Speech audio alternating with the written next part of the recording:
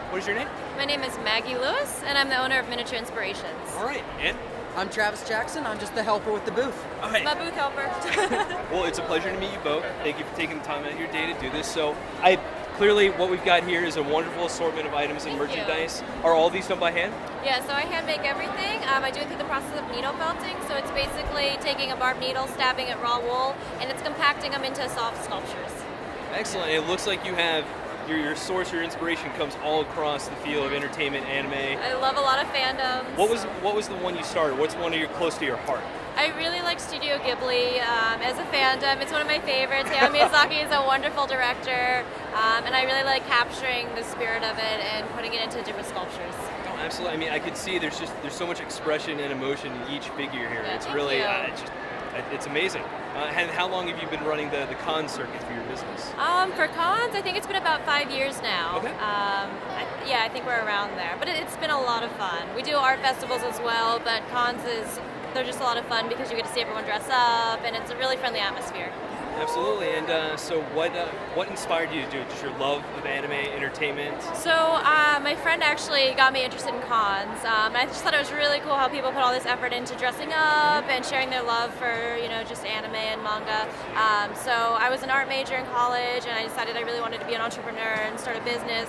So I did that, and then I combined my love for fandoms and basically started this business, and we've been going pretty strong ever since. That's phenomenal. Yeah. I mean, your wares clearly show.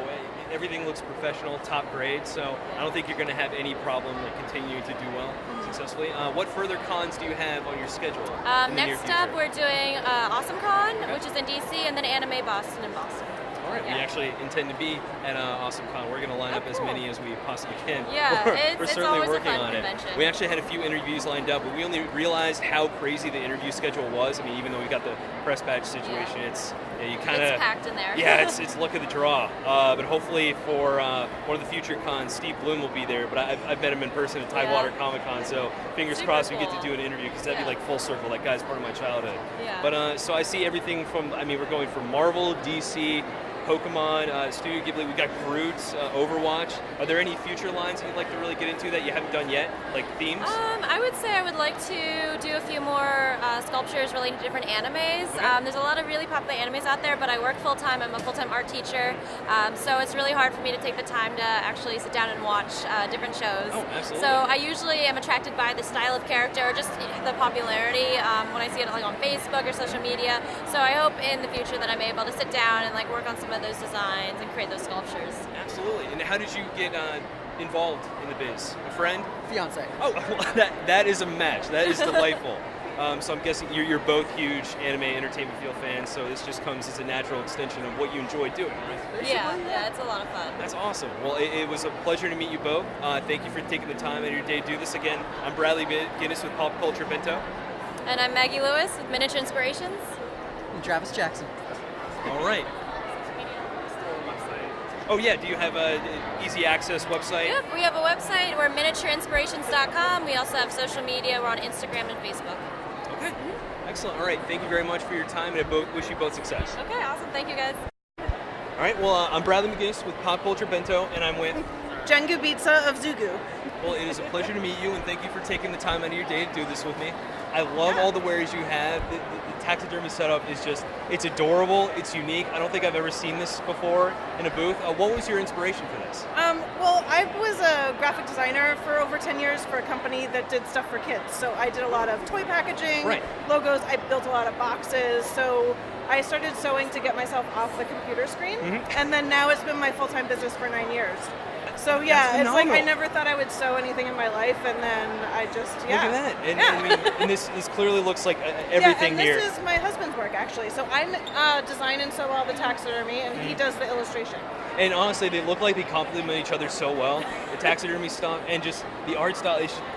It's graceful, it's elegant, it's not overly complex, but in a good way, absolutely. Yeah. But, we work separately, but our work goes well together. Yeah, because honestly, I could easily buy the whale and then something with involving Poseidon. Similar sensibility, definitely. And so you said you've been doing it for 9 years? Yeah. How long have you been on the con circuit, like Katsucons and what? Katsucon, this is my 4th Katsu. Okay.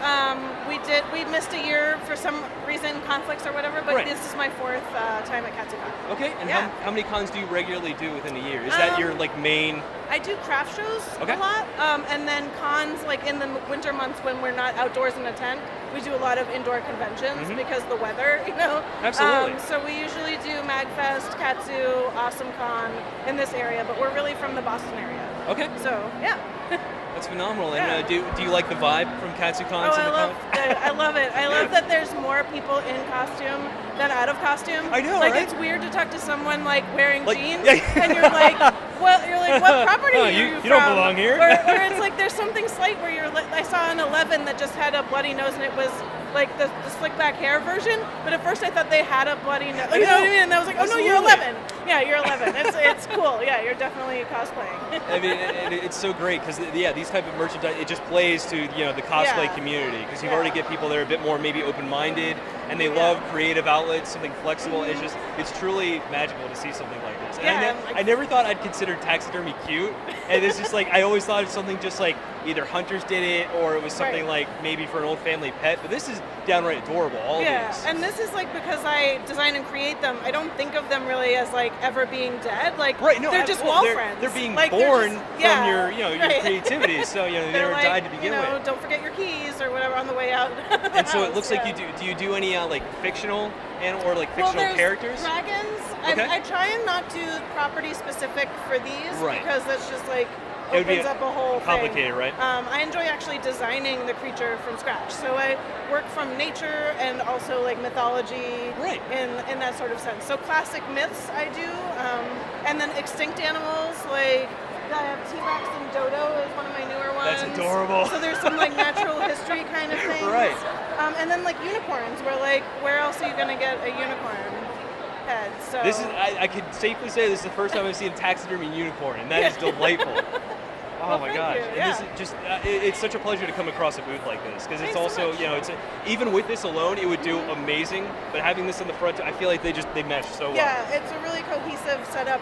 But again, we've been doing it for years. Yeah, so absolutely. And this every might be year- deep, going in a little deep on my end, but because these are faceless, paintings and all, and then you get the adorable. I don't know, just somehow it works in my I mind. never even thought about that. Yeah. All right, well, I think we're about to wrap it up, but Okay. thank you so much for your time. Can we reach you on social media? Do you Sure, wanna- absolutely. I am Zooguu on all the things. Okay. And he's Goobita, spelled phonetically on all the things. GOOBEETSA. All And I'll right. give you one of my cards. Well, thank you so Yeah. much. It And was it's double-sided. yeah. That is dandy. Well, again, I'm Brad McGinnis with Pop Culture Bento, and I had the pleasure of speaking with. Jen from Zooguu. Well, thank you Yeah. so much, Jen. I Thank hope you have you. a wonderful time here. Thanks. So my name is Bradley McGinnis. I'm talking on behalf of Pop Culture Bento, and I'm speaking with. Jessica Stevens. And your company, your booth? We're ETs Designs. Very nice. Well, it's a pleasure to meet you, Jessica. Thank you for taking the time to do this. And I'm really blown away with the emotion and the different styles of the art that you have here. And I know I didn't mean to eavesdrop for you talking to another customer, but your 22-year-old son is the Child, yeah, Yes. They use gender-neutral terms, Correct. yeah. So I usually refer to them as my child. Absolutely. Yeah. That's wonderful. And I mean, you've got inspiration from all different series. I think I see Baku no Hero Academia. I think I see Hitalia thrown in the mix too. Who was the inspiration to start this? So Evan, I homeschooled, and Evan draws from fandoms that they're very interested in. You mentioned Hitalia. Yeah. Hitalia was one of their first ever cosplays. They watched Hitalia as part of their social studies curriculum when they were homeschooling. Really?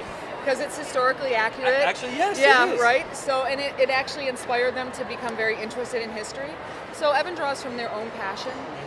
They really, like say our Zodiac bags. That's their interpretation of the Zodiac. There are many male, masculine sort of interpretations, and these are much of the softer, sweeter interpretations. You'll notice that there's a lot of different shades of color, skin color in them as yes, well. actually. Yeah, so Evan really wants there to be like the variety and the like feminine as well as masculine sides. Right, of, they all do look very distinct, and not Yeah. just because they're varying constantly. They all have a unique print identity. Right, yeah, It's yeah, amazing. exactly. I could just see the creativity being flushed out. So how long has the business been going on for? We started this business when we were done with high school. We started it 5 years ago. This is our 5th year here. Oh, well, phenomenal. Yeah. And when you say here, you mean at Here at Katsucon, Okay. yeah. Katsucon was one of our biggest early events, so it sort of marks the beginning of our year. Yeah, absolutely.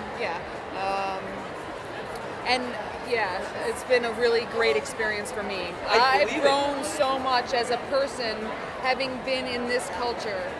Yeah, it definitely keeps me from getting too rigid. Well, no, absolutely. You meet people from all different walks of life, and not just from their costumes, their backgrounds, family upbringing, everything. It's really, there is no set fan for this Right. sort of event. Exactly. And just me being a fan growing up for so many years, ever since I've been a kid, anime, manga, comics fan, that's just, I've learned so much of what it means to be a fan of the medium as a whole, Right. and not just my neck of the woods. And they're all so supportive of each other. Yeah. You see these kids who oftentimes come with social anxiety or they're marginalized in some way, and they come to these events, and they get with their people, and they are different. They are different than they are out in the mainstream world. And it is so, I am lucky, I'm privileged to get to see those things happen here. Absolutely, Yeah. it's liberating to come to these for events, sure. and it's not just, I mean, you could look at it as a costume or a cosplay, but also a reflection of your inner self. Right, and yeah. let that shine in a You place get where to be there's somebody that you're Yeah. not every day, right? Absolutely, Yeah, and you for get sure. to control how you look. Like with the costumes, I know I can make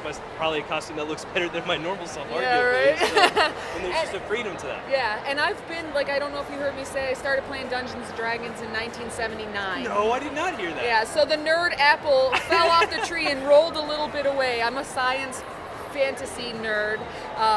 But I know what it's like to to be able to escape into a realm that was where you had more power than you had in your own world Absolutely. or whatever. Yeah. And you so, could customize your yeah. attributes and tailor it to your whims and Right, your needs. right, There's exactly. actually absolutely an appeal to that. Yeah. Unfortunately, I got into D&D later in life. I wish I had a group of friends that could do it younger, Yeah. but it's still And your phenomenal. generation probably was right in that spot where it sort of faded out a little bit. Yep. Yeah, so it was big when I was a kid, and I was in the basement fighting from everybody because we were doing terrible things, right? It was like totally taboo to right. play Dungeons and Dragons, and then it waned a little, and then now it's like with the Adventure Zone and things like that.